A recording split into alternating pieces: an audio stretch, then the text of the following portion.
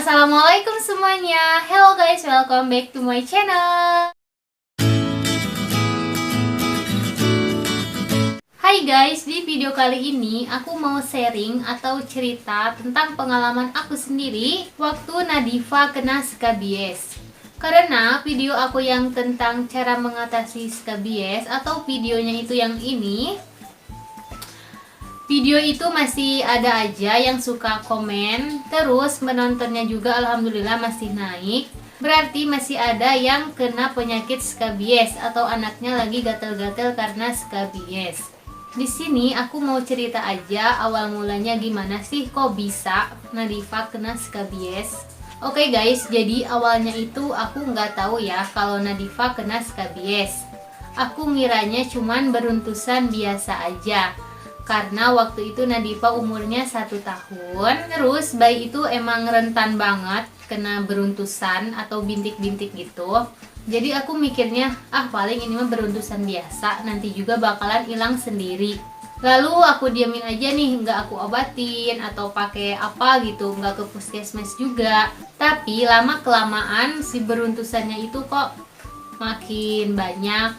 Awalnya kan di tangan, terus ke kaki juga makin banyak juga. Lalu aku mikir, kenapa ya ini beruntusannya kok nggak hilang-hilang sih, padahal udah lama ya, karena Nadifa sering garuk-garuk juga. Terus aku langsung ke puskesmas untuk menanyakan penyakit Nadifa ini.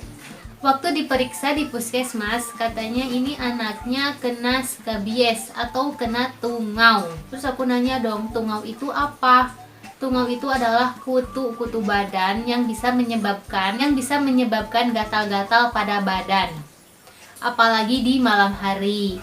Kemudian dokter meresepkan sebuah salep yang khusus skabies. Aku dikasih 2 salep dan 1 obat. Yang pertama salep skabies, yang kedua salep hidro dan obat lerzin.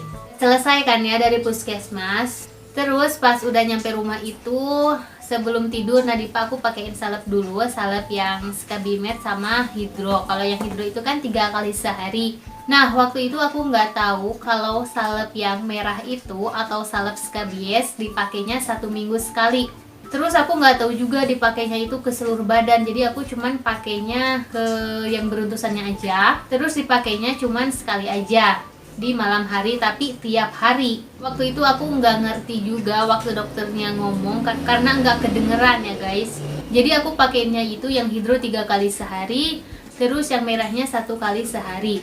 Singkat cerita, beruntusannya itu makin banyak. Nadifa berapa hari ya dia itu setiap malam nangis, disusuin gak mau, digendong masih nangis. Terus dia itu sambil garuk-garuk, nangis sambil garuk-garuk kakinya, tangannya. Kalau badan sih enggak ya, cuman di tangan sama kaki aja. Kalau nggak salah 4-5 hari Nadifa bangun tengah malam nangis sambil garuk-garuk. Udah dipakein bedak juga, bedak gatel kayak Herosin. Setelah itu, aku konsultasi ke Alo Dokter melalui aplikasi untuk menanyakan penyakit gatal-gatal yang diderita oleh Nadifa.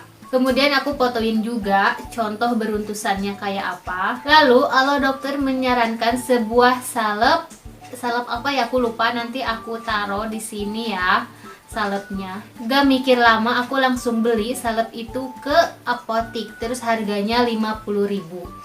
Dipakailah itu si salep dan tidak ada perubahan juga. Terus sama mertua dibeliin juga salepnya salep timpang suang gitu, pokoknya suang-suang gitu, sama dikasih bedak Herosin juga. Kemudian belum ada perubahan juga, masih gatal-gatal Nadifanya.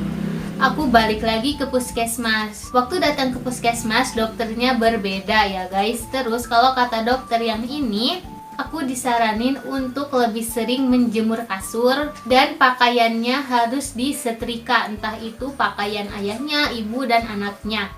Handuknya juga, spraynya juga, pokoknya semuanya harus disetrika. Di situ dokter menjelaskan kalau disetrika itu kutu tungau bakteri dan kuman bisa mati ketika disetrika. Kalau misalnya kita pakai sabun batangan, diganti dulu pakai sabun cair. Terus aku ganti deh yang awalnya pakai sabun batang menjadi sabun yang cair.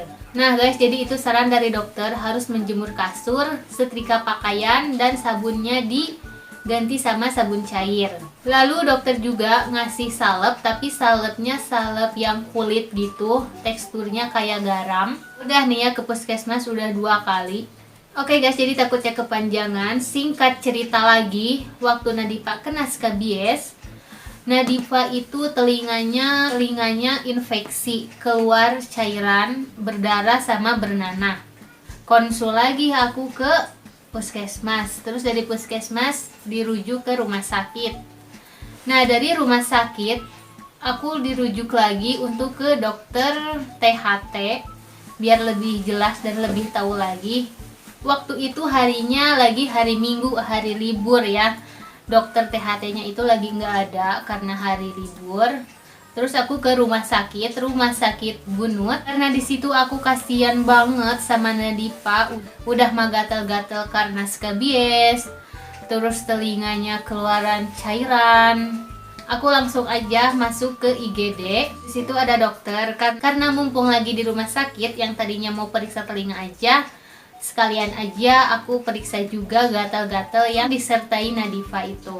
Dokter yang di rumah sakit jawabannya sama kayak dokter yang di puskesmas, kalau Nadifa itu kena skabies. Terus disaranin juga beli salepnya, salep yang sama dikasih oleh dokter puskesmas. Jadi emang Nadifa itu kena skabies atau kena tungau ya guys. Nah udah ya, Nadifa udah ke rumah sakit, terus dari rumah sakit dikasih obat untuk telinga sama obat skabies. Karena udah hampir sebulan gatal-gatalnya belum sembuh juga guys. Aku kasihan banget karena tiap malam nangis sambil garuk-garuk. Sampai aku merinding banget ngeliat beruntusan yang ada di tangan sama kaki, paha.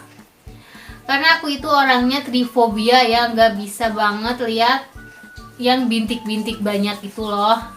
Ih geli banget, sampai aku geli sendiri. Kemudian aku pergi lagi ke apotek yang dokternya sangat bagus, tahu aja gitu obat-obat apa yang cocok untuk penyakitnya. Pergilah aku ke apotek, terus aku tunjukin aku mau obat salep buat gatal-gatal untuk anak 1 tahun. Dikasih tahu dong tangannya yang beruntusan. Oh ini mah pakai salep ini aja. Nah di situ aku disaranin untuk beli salep Nisagon. Aku dikasih salepnya salep Nisagon, harganya 10.000. Udah deh, udah beli nih, terus pulang. Malamnya aku langsung pakein ke Nadifa. Beberapa hari kemudian langsung sembuh. Alhamdulillah pakai salep Nisagon, skabiesnya sembuh. Nggak ada lagi guys. Padahal aku udah bolak-balik ke puskesmas, ke rumah sakit juga. Padahal salepnya salep Nisagon yang harganya 10.000. Ketika udah sembuh Nadifa dari skabies, sampai sekarang aku pakai sabunnya sabun cair. Terus pakaiannya disetrika juga. Nadifa kalau habis dari luar langsung dicuci tangan dan kakinya. Lalu kalau Nadifa suka ada beruntusan kan, suka tiba-tiba ada beruntusan di tangannya, langsung aku pakein salep Nisagon. Karena aku nggak mau lagi Nadifa kena skabies. Kasihan banget guys, kalau anak kena skabies itu dia gatel-gatel sampai nggak bisa tidur. Nah buat kalian yang anaknya lagi kena skabies, aku saranin juga pakai obat skabies yang warna merah, dipakainya 1 minggu sekali dan dipakainya itu ke seluruh badan. Yang kedua dipakein salep Nisagon, dipakainya ke yang gatal-gatalnya aja, misalnya yang gatal-gatal tangan sama kaki. Nah kalian pakeinnya ke tangan sama kakinya aja. Kemudian diminum juga obat lerginnya 1 kali sehari sebelum tidur. Oke guys, jadi itulah pengalaman aku ketika Nadifa kena skabies. Buat kalian yang anaknya lagi kena skabies, semoga cepat sembuh dan semoga video ini bermanfaat. Wassalamualaikum warahmatullahi wabarakatuh.